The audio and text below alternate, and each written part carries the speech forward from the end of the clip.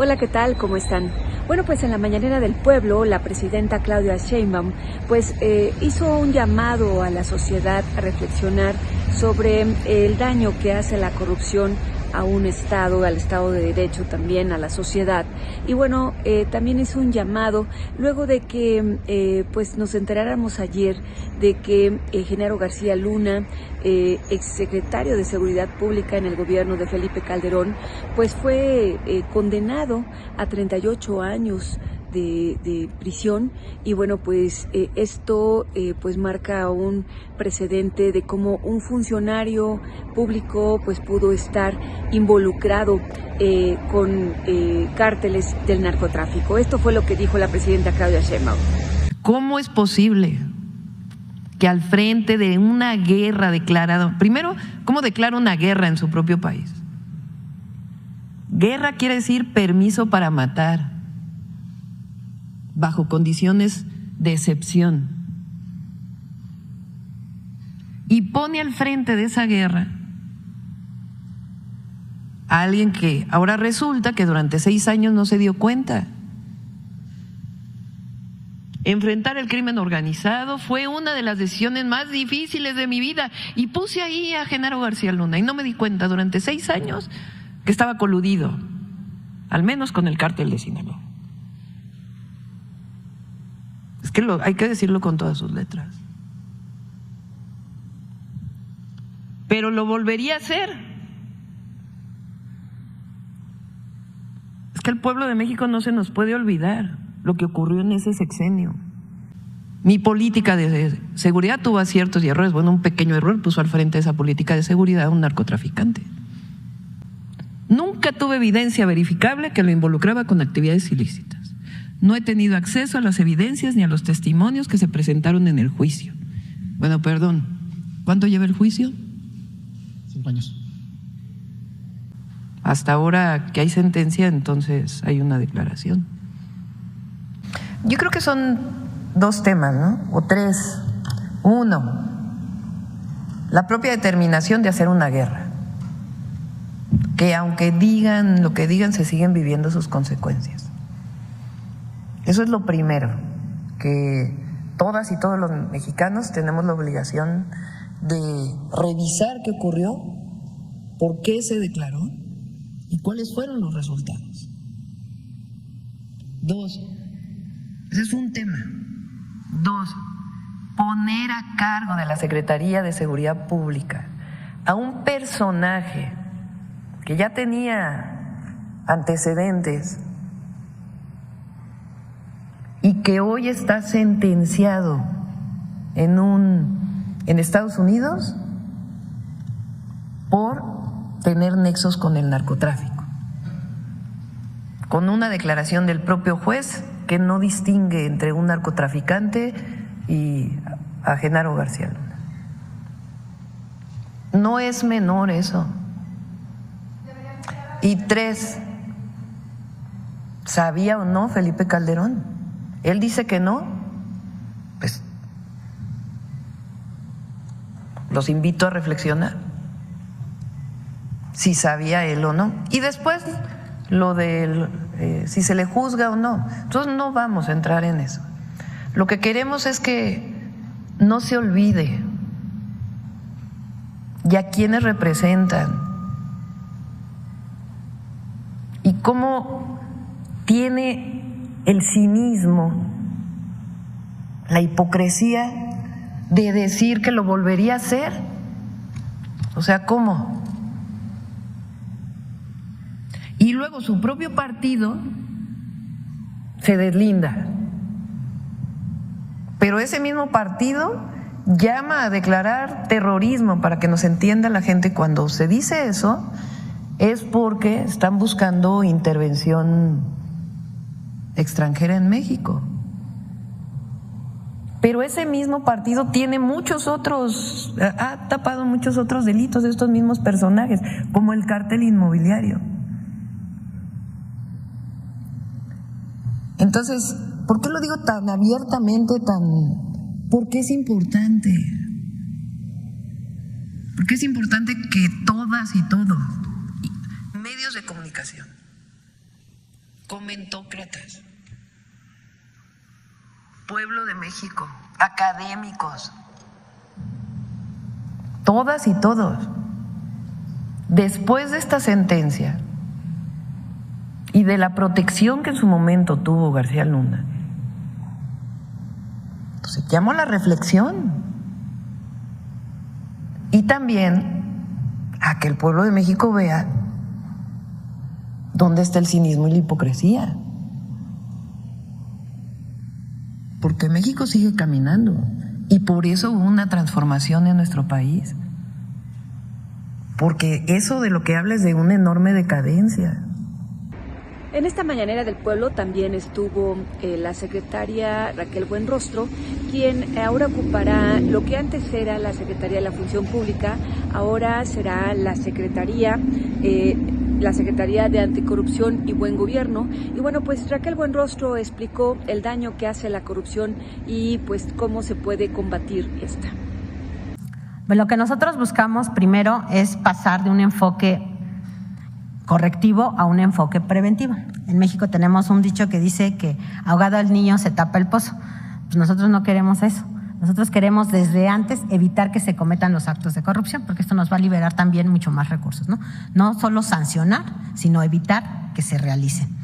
Para eso tenemos que hacer un trabajo muy cercano y oportuno pues, con toda la sociedad, con la gente, con los servidores públicos y también con el sector privado, porque la corrupción es no solo dentro del gobierno, sino también en el sector privado, ¿no? Siempre hay un corruptor y un corrompido para que pueda haber un acto de corrupción. Entonces tenemos que buscar cómo evitarlo de las dos partes de la balanza. Y esta secretaría pues nos ayuda mucho a esa participación porque en el gobierno hay pocas secretarías que son transversales. ¿Qué quiere decir eso? Son secretarías que están vinculadas absolutamente con todas las dependencias del gobierno, que tienen que ver con todas las secretarías, con todas las entidades, pero no solo con las del Ejecutivo Federal, sino también con los estados, con los municipios, y también tenemos la relación con el Legislativo a través de la Auditoría Superior de la Federación. Entonces, es una secretaría que tiene un alcance, digamos, normativo y de supervisión amplio y que puede participar en todas las secretarías y entidades. Y bueno, es que hasta ahora habrá que ver pues cómo funcionará este plan, porque por ahora en las dependencias, sobre todo las que tienen grandes presupuestos para compras, adquisiciones, pues los OICs, pues bueno, son entes burocráticos que finalmente no frenan la corrupción. Entonces habrá que ver cómo se reorganizarán, cómo funcionarán. Y al respecto también Raquel Buenrostro habló de 10 pilares que tiene para combatir la corrupción. Y esto nos lleva a establecer cuáles son los pilares que va a tener esta secretaría. Digamos que tenemos como un policía bueno y un policía malo. El policía bueno es el buen gobierno, que es el que va a prevenir. ¿Cómo le hacemos para que no se cometan los actos de corrupción y no perder ese dinero por un acto de corrupción desde el principio? Bueno, lo primero es dignificar la carrera del servidor público o del servicio público. O sea, la gente y los funcionarios, los servidores públicos tenemos que entender que trabajar en el gobierno es una vocación, es una mística y como hemos dicho en muchas ocasiones, no hay mayor satisfacción que cuando se hacen cosas para beneficio de los demás. Entonces esto nos lleva a tener que invertir, digamos, muchísimo en trabajar mucho en la formación ética y de integridad del servicio público para tener esa mística, esa vocación y esos principios y valores. Y acompañarlo de capacitación, porque esta capacitación técnica también ayuda al cumplimiento de las metas. Pero lo primero que tenemos es que desarrollar una vocación en el servicio público, una mística, pero además acompañada de valores de ética y de integridad. La otra es dar acompañamiento preventivo a las instituciones. Todos los programas prioritarios, todos los proyectos estratégicos, a veces son muy grandes, de los que ustedes ya conocen que se llevaron a cabo en el primer piso, pues está el Tren Maya, pero la presidenta tiene también aquí planes para aumentar muchísimo más, por ejemplo, el sistema ferroviario, 3,000 kilómetros. Son muchos proyectos de gran envergadura donde participa muchísima gente. Y son muy complejos y llevan mucho tiempo y requieren muchos recursos. Entonces tenemos que darles acompañamientos para inhibir la corrupción y asesorarlos en toda la parte normativa para que todo sea transparente y también ir de la mano para ir transparentando todo el ejercicio público. Modernizar la administración pública para inhibir la corrupción. Esto va acompañado de la Agencia de Transformación Digital. Nosotros creemos en que entre mayor sistematización hay menos tentación para la corrupción. Si no hay contacto humano, sino todo es a través de sistemas, y entre más ágil sea, más eficiente, es mucho menos la tentación de caer en un soborno, en una discrecionalidad.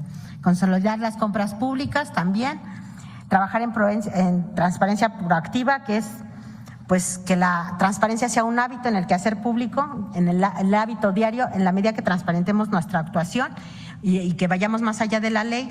También, si el trabajo está a la vista de todo el mundo, también es más difícil que haya corrupción.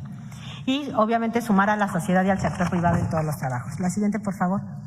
Y la área de anticorrupción, es así, sería enfocada en los 6 Cs, en áreas de mayor impacto y relevancia. Son cosas que no se saben hacia afuera, pero luego la función pública resulta como un aparato muy burocrático que hace trabajar mucho a las dependencias y las distrae de sus labores sustantivas. Entonces lo que queremos es tener no trabajar por trabajar, sino más focalizado y orientado siempre a acciones de mayor impacto y relevancia. Fortalecer la cultura de la denuncia, tanto en el sector público como en el sector privado, y garantizar la confidencialidad de las denuncias. Muchas veces no denunciamos. Entonces la gente tiene también que ayudarnos a denunciar para lograr identificar más rápido los problemas. Realizar investigaciones que puedan inhibir la investigación, es decir, no hacer investigaciones al final o después, sino desde antes, viendo cómo va evolucionando el gasto público, evolucionando la prestación de servicios, evolucionando la percepción también de la gente, para que vayamos actuando y corrigiendo sobre la marcha. Y finalmente, combatir la impunidad. Tenemos que hacer que violar la ley sea más caro que cumplir la ley. Que no haya ningún incentivo para violar la ley. Ahorita para muchas empresas es más fácil decir, incumplo con el contrato porque la penalización es muy baja y mejor digo que no tengo y con otra empresa lo vendo con una adjudicación directa a un precio más alto porque aparentemente hay un desabasto. Entonces, tenemos que hacer mecanismos legales, jurídicos, con certidumbre, donde violar la ley sea más caro que cumplirla. Y hoy fue jueves para hablar de mujeres y Noemí Juárez pues habló de cómo Hermila Galindo y otras sufragistas pues un 17 de octubre pero de 1953 lograron finalmente pues que las mujeres votaran, pudieran elegir, y esto pues fue un avance, sin duda, una gran lucha. Esto es algo de lo que sucedió hoy en la Mañanera del Pueblo. Efectivamente, hoy es 17 de octubre y un día como hoy, pero de 1953, se llevó a cabo la reforma al artículo 34 de nuestra Constitución, donde se reconoce el derecho de las mexicanas a votar y ser votadas. El primer comentario que me gustaría emitir al respecto es que muchas veces o frecuentemente enunciamos un día como hoy como cuando se le otorgó el voto a las mujeres. Y no fue una concesión, no se otorgó, no se concedió, sino que fue el producto de una lucha de decenas de miles de sufragistas mexicanas. Fue una lucha de décadas que terminó en la conquista de este derecho. Entonces, incluso en la forma de nombrarlo, es importante que dejemos de decir que se nos otorga o que fue una concesión, porque fue el producto de una conquista y fue el producto de una lucha que, como les decía, pues tuvo décadas de organización de distintas sufragistas y en distintas entidades. Así es, y yo como mujer, como maestra, pues me siento muy honrada de que me está tocando vivir este momento, porque además me ha tocado historiar a las mujeres de la independencia, de la revolución, las del movimiento sufragista mexicano, y hoy puedo dar cuenta de la primera presidenta electa de nuestro país. Les digo, es un momento histórico. ¿Por qué? Porque reflexionemos de esta manera. El 17 de octubre de 1953 se da esta reforma que reconoce el derecho de las mexicanas a votar y ser votadas. Va a ser hasta 1979 que vamos a tener a la primera gobernadora del país por parte de Colima. Vean cuánto tiempo tuvo que pasar. A partir de ese 1979, con esta gobernadora en Colima, hasta el año 2018 hubo 8 gobernadoras, del 79 a 2018. El día de hoy vamos a terminar el año con 13 gobernadoras en nuestro país.